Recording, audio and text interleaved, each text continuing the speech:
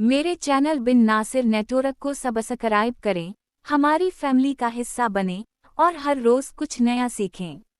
ये वाकया मुझे एक बुजुर्ग ने सुनाया था जो मेरे दिल पर ऐसा नक्श हवा कि फिर उम्र भर भूल नहीं पाया, बल्कि इस वाकये से होने वाली नसीहत ने जिंदगी भर मेरी रहनुमाई भी की। ये उस वक्त की बात है जब मैं गुला मंडी पाकपतन में मेहनत मजदूरी करता था। एक रोज दिन भर मजदूरी करने के बाद जब सख्त थक गया तो सोचा कुछ देर थोड़ा आराम कर लेता हूँ। ये सोचकर एक करीबी पार्क की बेंच पर जा के लेट गया। अभी लेटा ही था कि मेरे पास एक बुजुर्ग शख्स आकर बैठ गए और मुझ से पूछने लगे, बेटा आप कुछ परेशान लग रहे हो। मैंने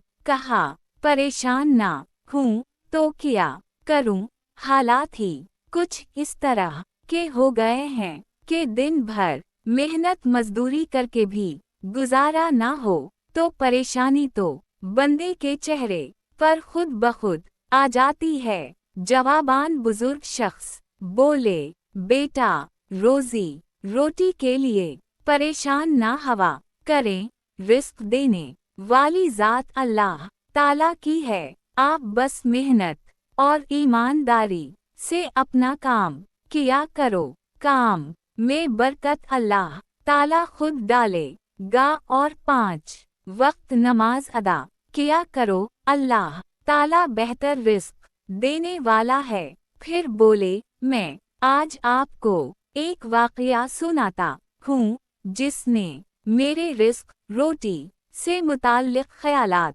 बहुत बदल दिए। मेरा इस बात पर ईमान पुख्ता हो गया कि बेशक रिस्क का वादा अल्लाह का है, कब कहाँ से कैसे कितना देना है वही बेहतर जानता है। मैंने बुजुर्ग की तरफ तौजा की और उठ कर बैठ गया तो उन्होंने वाकया कुछ इस तरह सुनाया। अलामत तमलीक, मुझे शिकार खेलने का बहुत शौक था और मैंने बहुत शिकार खेला भी। एक दिन मैंने मछलियाँ पकड़ने का इरादा किया और सब सामान ले के निकल खड़ा हुआ। मैं गांव से काफी फासले पर वाक़े एक छप्पर पर जाने का इरादा रखता था। उमूमान गांव के लोग वहां मछली पकड़ने नहीं जाते थे, कभी कभार कोई दोस्त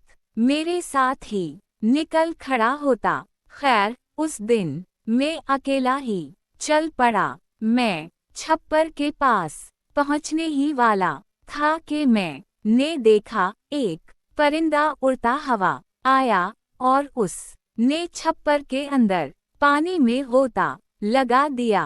वो पानी से बाहर निकला तो एक बहुत बड़ी सी मछली उसके मुंह में थी। मछली बहुत ज्यादा वजनी थी। मुझे यकीन था कि परिंदा ये मछली अपनी मंजिल तक नहीं ले जा सकेगा, रास्ते में उसके मुंह से लज़मन गिर जाएगी। यही सोचकर मैंने उसके पीछे भागना शुरू कर दी।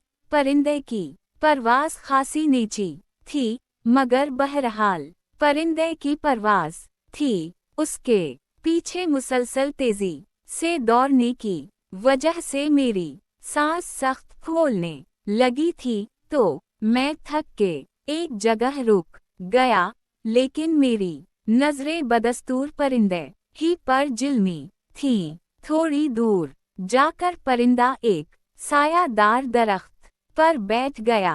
मैंने सोचा मछली बहुत बड़ी है, परिंदे से किसी सूरत नहीं खाई जाएगी। अभी ये इसके पंजों से फिसल के नीचे गिरेगी तो मैं उठा लूंगा। वो दरख्त भी बहुत ही बड़ा सा था। उसके अतराफ जमीन पर खासी घास फौनस थी। मुझे थोड़ा डर भी लग रहा था। खैर थोड़ी ही देर इंतजार के बाद मेरे दिल की ख्वाहिश पूरी हो गई।